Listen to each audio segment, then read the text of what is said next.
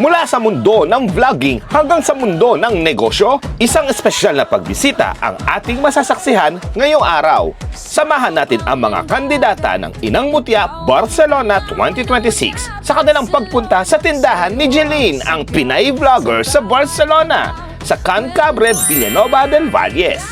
Dito nila personal na matutuklasan ang isa sa mga pinagkakabalahan nila Jeline at ang kanyang asawa na si Chef Jauma, ang kanilang masarap at tanyag na chorizo. Tapos nandito yung mga paninda kong chorizo. Yung chorizo Pilipino. Yes, kasi yung bago natin packaging. So ito lang yung shop namin. May maliit lang siya. Si Jama nasa loob, nagbe-bake na cakes. Ngunit may isang nakakatuwang sorpresa. Sa halip na siya ang magtanong, si Jeline naman ang mauupo sa hot seat habang buong kumpiyansang sasagutin ang mga tanong ng ating mga kandidata. Iyak ako! Kapag pala! Oh my God! Kasi kapag